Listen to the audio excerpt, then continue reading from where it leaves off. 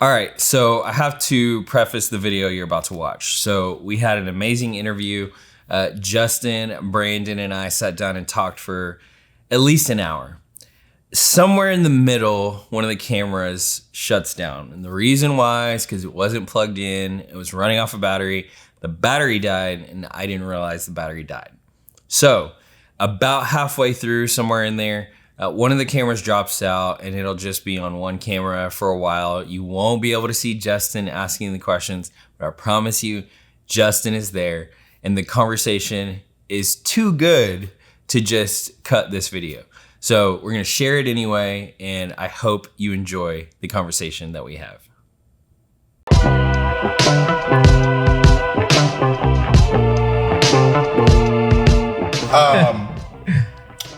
Synoptic Gospel specifically, which ones do you guys go to right now? Or which were your favorite, if you will? So right now, our church is in a study on the book of Acts, which is written by Luke. And so right now, kind of looking at Luke going into Acts every week of this series, which is on week 12 or 13 at this point, we've been saying it's part 2 of a 2-part series, Luke and Acts. So if you're reading scripture, reading those together. Yeah. So right now, Luke would be the one that I'm currently looking at. Prior to this book of Acts thing, like, did you have like a personal little like I would have said John. I wouldn't have gone to the Synoptic Gospels. Right. If I had to pick between those, Matthew was the one that I read first, just reading the New Testament, starting with Matthew. Over the last several years, or this year, we've been telling new believers, whenever you start to read the book of Mark, we actually have a little guide that takes them through Mark, because it's kind of a clean introduction to the faith and to Jesus. Yeah. So is that because of the way he wrote it? Because in the study, like it's fascinating learning who he wrote it to. Yeah. He wrote it action-packed and very... Yeah. I would say so. I don't know the exact answer why that's the New Believers book we have uses the book of Mark. Right. I don't have that memorized to say why they put it in there, but... What about you? I would tend to lean towards Luke because of the Luke Acts connection. I've heard start with the book of John my entire life. I would get analysis paralysis and I'd pick them all. Because I just wrote a paper my last year at ORU on Matthew 3:11. And when you read Matthew, you see his references to the Old Testament and specifically Isaiah are like, he uses those more than any other gospel. And then it's hard to pick Matthew over Mark because Mark in recent history was found to be the original gospel that the others kind of took from.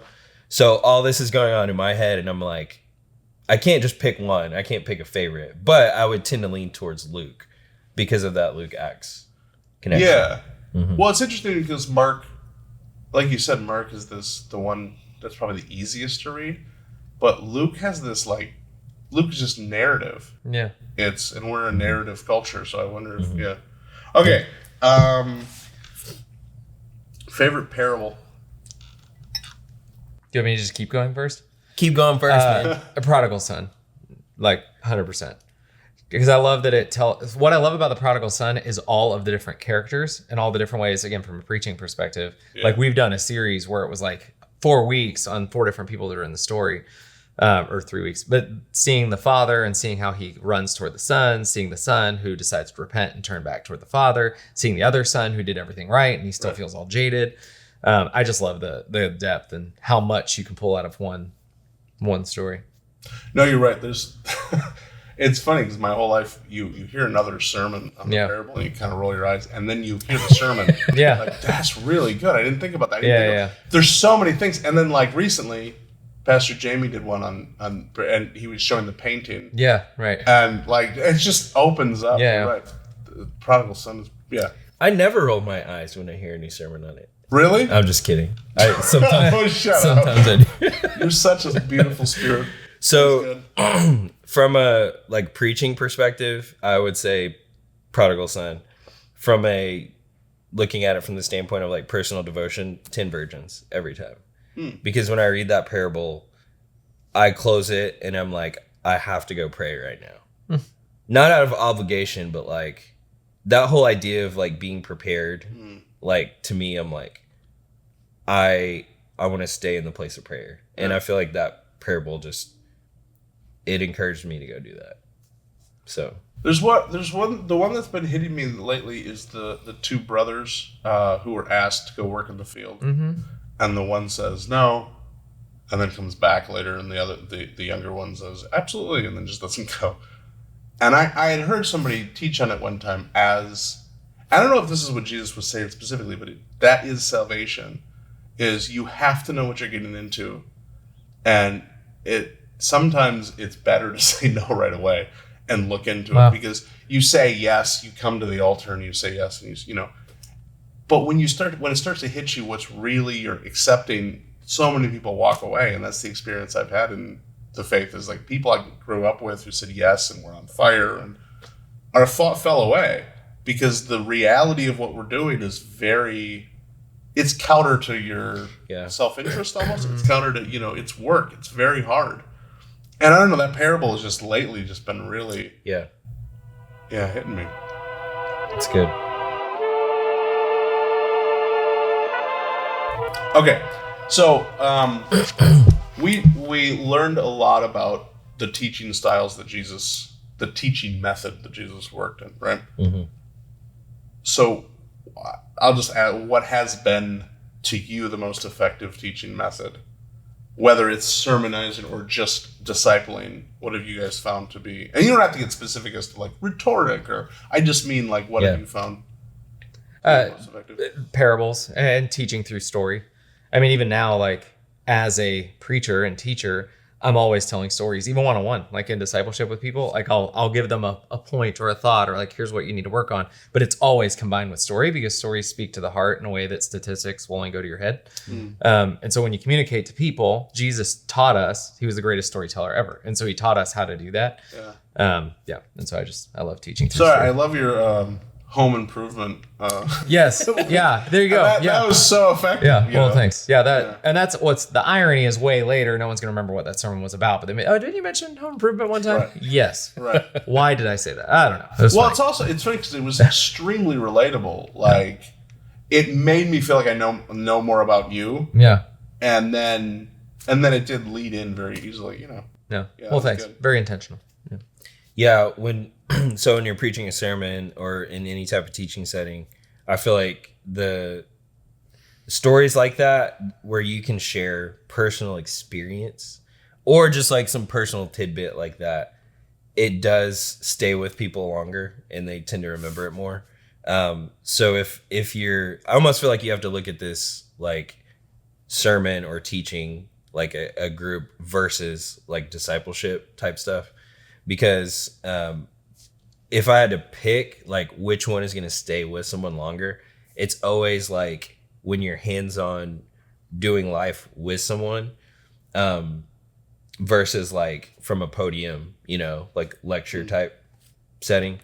And an example I have for this is actually 2 years ago when we were helping with young adults. We were doing our breakouts in smaller groups, and we were doing discussion-based stuff, and we would ask questions just to get people talking. And I could tell like some of the younger guys were a lot more engaged in the discussion. They were a lot more into it than others.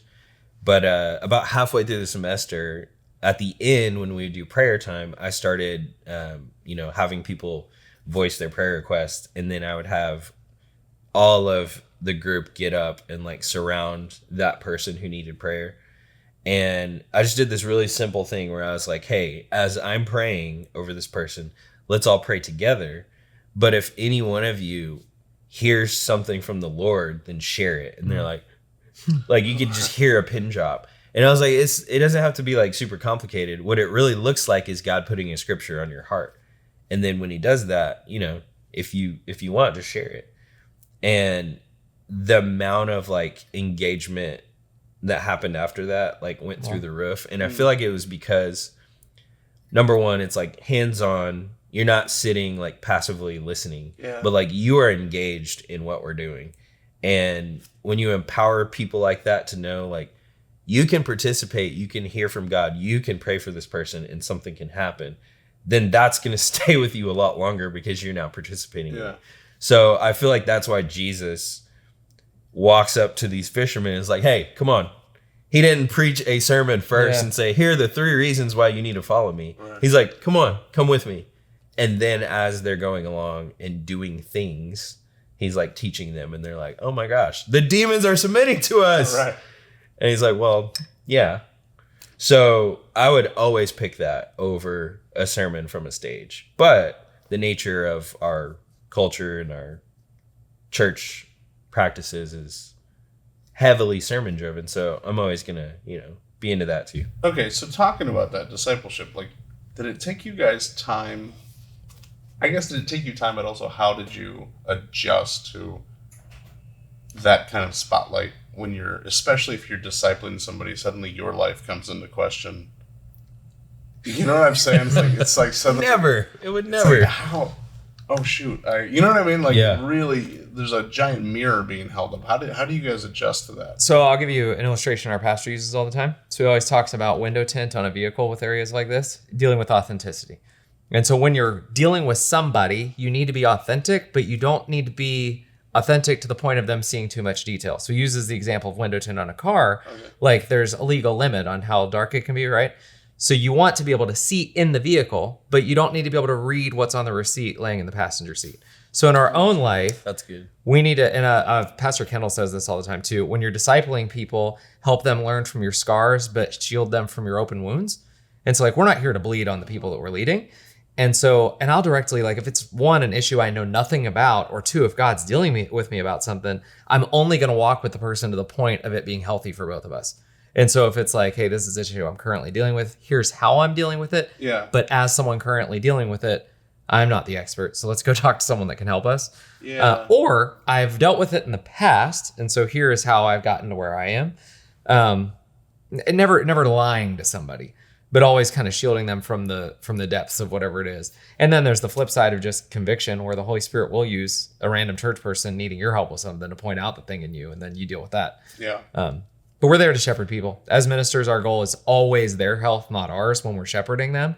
And so I never want to get the roles reversed where I have that conversation. I'm like, you know what, man, I'm going through it. And like, they need me to be authentic, but I am there to lead them and shepherd them. What were you? That 100%. Without taking any of that away, just adding to what he said. So this is not a separate point, but adding to that,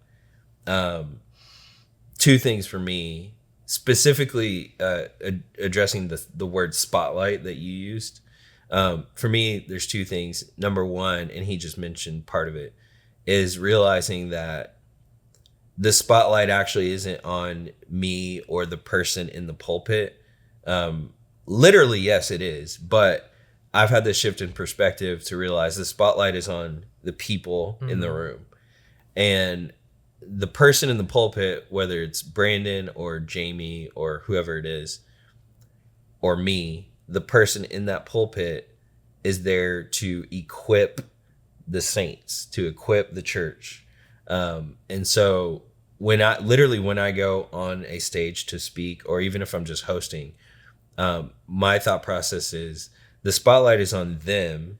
And so I'm going to speak to them like the spotlight is on them, because it is. And that takes so much pressure off of, like, I have to be this like perfect saint of God that never makes a mistake. Yeah. Really, I'm just like a messenger, which now the other side of that is you can't lead people somewhere you haven't been. Right. And you can't be this like mess of a person and shepherd God's people. So I always have that in the back of my mind too. Like, you have to be living in the reality of what you're trying to preach. And if you're not, then like you shouldn't be preaching it. Right. So that's my perspective. But there's always that thing of like, the spotlight is on them. God is wanting this message. He's wanting these people to receive this message and do something with it. And then the other thing, I think I said 2, but now I'm making 3 points. So we're just going to roll with it. It's the Lord's responsibility. Like, he takes responsibility of his people. And like, this is something that he started. This is not like something that I thought up and now I have to like carry it on to completion. Like, this is all the Lord's redemptive plan. And we may feel like the spotlight is on us sometimes, but like, man, God is always doing so much more in his people than what we can see. And so when I'm standing on a stage and addressing the church, I'm trying to remember like, okay, I've got these 15, 20, 30 minutes, whatever it is. Hopefully not 30, right? 29, ideally. to share this message, but God is already doing so much in the hearts and lives of the people in this room that I'm only scratching the surface right here with these little 20-minute message. So that to me helps take the pressure off too, of knowing like the Lord is taking ownership of his people and he's going to do what he wants to do. Well, that actually answers a question. I was going to ask about like people's expectation of you and how do you deal with it. But I think that kind of answers it. Yeah. Even the like having that in your mind.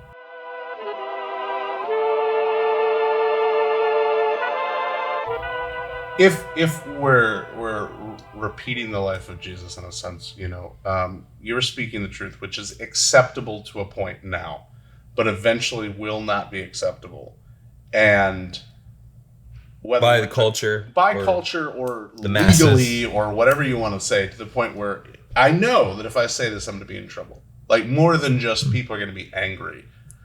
We'll let you take this first for sure. Do you think about that? When and how do you prepare yourself for that? I would say I'm trying to prepare myself situationally rather than as a whole. Because like if it's just us talking, I don't know that in my lifetime I will be legally obligated to not share the gospel. Like I know the world's getting terrible and stuff. I just literally, if you look at history, you look where we are now. In my lifetime and career as a pastor, I think I'm going to make it to the end still preaching. I think safely. I would again, that's just me guessing. So I'm dealing with it a lot more situationally. So it's a lot more, what are you going to say if fill in the blank happens? As a pastor, if you get asked to perform a wedding between two individuals that are not a man and a woman, right? So those kind of examples, like, yeah, as of now, I'd be like, well, yeah, no, I'm not going to do that. Like, I'm just not going to do that. Yeah. But then it's like, if the example gets closer and it's, okay, well, it's a family member. What if it's this person? The answer's still no, but it's more relationally and socially hard than it is, I'm afraid of losing my life.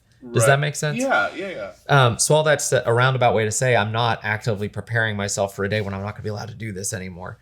But I am more and more curious how it's going to happen with situations based on people. I don't know if that was a great answer. That was a great answer. I think about this a lot actually, and it's one of those things where you got to count the costs and like. Using the example of like a same-sex marriage type situation, because that's how I've like on paper that was my first, I did the license just so I could marry someone, like perform the wedding, and I was thinking through that scenario even then, and I was like, yeah, the answer is going to be no, but am I prepared for like the blowback, so I think about it a lot, and especially with the hostile culture we're in, where like if you say the wrong thing, they might try to cancel you. But to me, like it's more about the calling and like, God has called and anointed me to lead people and to like, well, first of all, to follow him, and the second to lead people. And like, you just have to count the cost and realize like, and take so much inspiration from the word and from Jesus himself. But like, man, he said, they persecuted me, they're going to persecute you. Yeah. And like he said, I don't expect to see a day where it's like, I could go to jail for having my Bible, but my mind does play through those scenarios a lot. And I think through like, biblical examples and then like the martyrs of the past and present. And I'm like, it's just one of those things where you got to count the cost and realize that it's a part of the calling that like, man, take up your cross. Well, we have such a weird perspective on this kind of stuff being in Tulsa, Oklahoma. Yeah. Like we're in the Bible Belt. It is the buckle. Yeah. Like, yeah. I get more concerned about the whole cancel culture thing. If I say something that's not hardcore biblically conservative enough. For a certain people group. Not that I would say anything that's anti-biblical. Yeah, you are so right. You are so right. Like, I'm more concerned of being, quote, canceled by Christians than I am about a non-believer because I'm being too truthful with them. Like, right. And I hopefully have not said anything in the other way either. But yeah, it's just a totally different perspective here in Tulsa. Yeah, and just to I'm just gonna say it. I'm just gonna say it. If there's ever been any kind of like maybe sideways energy, or I'll just say it that way. If there's ever been any sideways energy or perceived sideways energy, it's because I wasn't saying all the political things that a Christian should say, and not like, especially like on social media or out loud or whatever. And I just refuse. Like, when it comes to politics, I just refuse. Of course, I'm gonna like vote, in a way that I feel like is biblical, but I'm not gonna fly all the flags and bash the other side and all that kind of stuff. Like, just not gonna do it. But it's been honestly like exactly what he said. It's never been like from the other side, like culturally or any other like religion or whatever like that. But I'll just leave it at that. I've also realized through all that I'm not connected with enough people that are outside of my culture. I was literally just thinking that. Like, I'm not like purely, let's just go social media. Most of my friends on social media are conservative Christians that live in my area. Yeah. Like, I don't even, like, I'm not in tight with enough people to say like, hey, how does this hit you? Would that offend you? Yeah. Which that's just convicting as a Christian that I don't have enough. I was about to ask you that. So do you ever feel like you're like, man, I need more friends that are not believers, that are not in the church? Yeah. Yeah. I think about that all the time, man. When it helps out, so my wife didn't get saved until she was 19. And so she does not, that's enough of her, it's all of her adolescence getting into adulthood. Right. And she's the only member of her family that gets saved radically and ends up part of a church, end up wanting to go into ministry and all the stuff that happened with her. So she brings a lot of that perspective, but that's also, I mean, I don't have friends like that. Yeah. That, I think about that a lot, and it kind of challenges me to get outside my bubble. No. So I'll just start talking to people at the gas station. Hey, how's it going? What's your name? I just have a lot of friends who left the faith, and they're and on Facebook and stuff. So it's very. Yeah. But that's different too. If someone's left the faith, they have a whole different background too. Of like, they're going to be more anti. I feel like, even than someone that's never been in at all, because they see it all under their lens of whatever. It's almost like that evangelist spirit kept with them. Just for sure. That's the whole deconstruction movement is yeah. All right, let's put a bow on it. Okay, sorry, I was having fun with that part. Why don't you take this one first? Okay. What is your favorite part about being a pastor and following Christ? Favorite part about being a pastor and following Christ? Do you have an hour? I'm just kidding.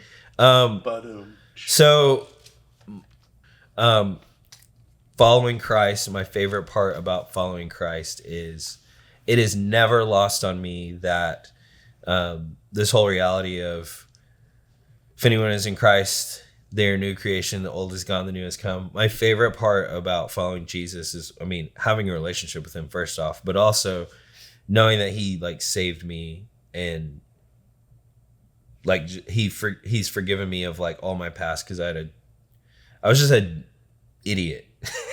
And I'm like, I don't have to be that person anymore. I'm not that person anymore. That's my favorite part.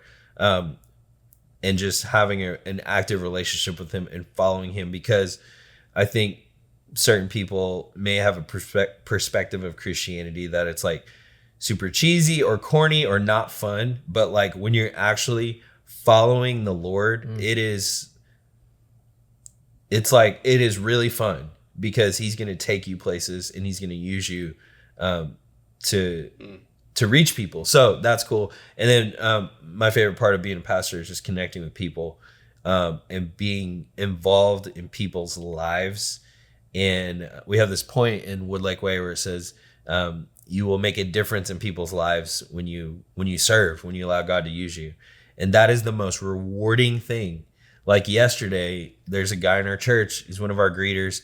He serves like more than anyone, just about 80 years old, and he needs a walker because he's having some issues with his back. And I'm like, I will do everything in my power to find you a walker. Like, it is my goal in life right now to find him a walker, because like we have that type of relationship where I know he would do anything for me, and I want to do whatever I can to serve him and to help him. So connecting with people and serving people is 100% the best part.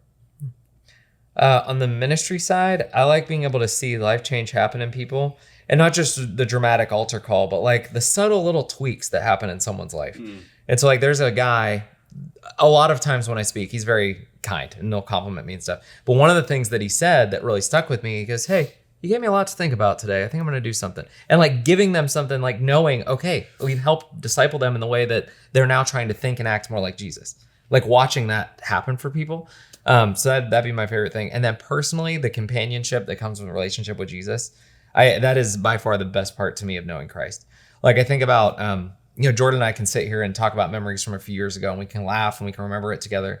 Well, Jesus has been there my entire life. Why am I getting emotional in this?